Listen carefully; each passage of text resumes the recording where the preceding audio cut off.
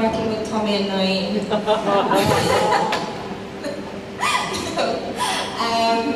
Well, I mean, there are hardly any kind of low points.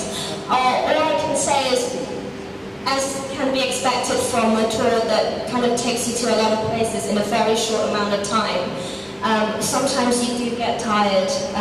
You do get very long sort of travel days, and I think the trick is to really just pick ourselves up at the end of that. Sometimes we have to travel for a couple of hours in the morning and then do the show in the evening, and those days are always quite tough, not just for us but also for our stage managers who, you know, have to set up the stage and get everything ready before we come in for rehearsals. So I wouldn't say that's a low point, but it's always quite, you know, it's good to be aware that, you know, we have to really be energetic and really attack it when we're tired. And on this job it happens more than when we're stationary and just staying in one theatre. I think everyone's found that, you know, maybe at different points they find themselves a little ill or a little exhausted, but that's nothing when we meet the audiences and see how much they've been looking forward to seeing the play. A lot of them have travelled longer, if not the same, you know, journey, to see us. If we're only playing in one city in the country, we've always found that some people travel from lots of other cities outside of the capital, say, to come and see the play.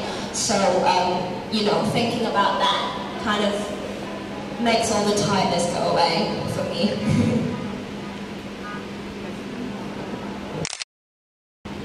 Next one.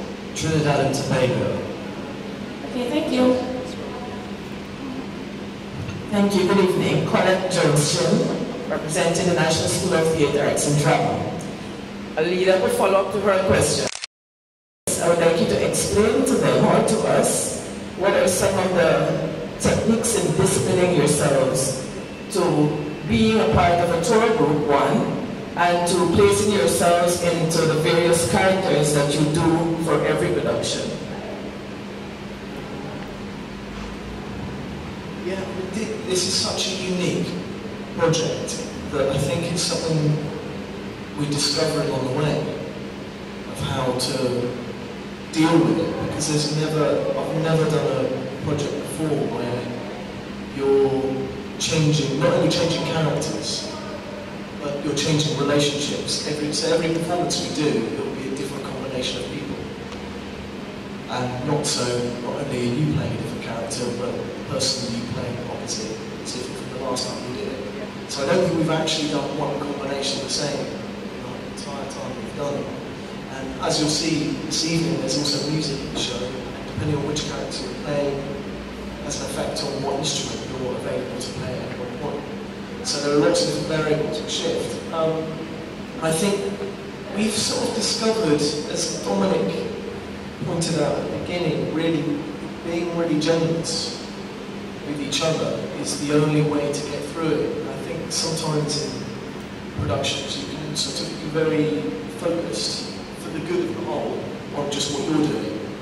And we're sort of less able to do that on this. You sort of have to really be open to everyone and sharing everything you do. And from the beginning, because to rehearse what we're doing, there was not enough time. We had 6 weeks rehearsal. So there wasn't enough time for us to work through every combination of cast. Basically, we were sort of open to the fact that you might do something and someone else might borrow that, and you might borrow something from someone else. But I think it's that generosity of spirit is the kind of fundamental thing of really supporting each other, continuing more than any other company I've ever been in. Especially when, like Jen said, you arrive somewhere and you're tired, you know, just kind of keep each other going. So, It also really encourages you to not settle. It's a thing that I found. In a way, I mean, it's different for me because I only play Hamlet. So what you get from the other person opposite you is always more interesting than what you can generate yourself. That's a sort of fundamental way of acting.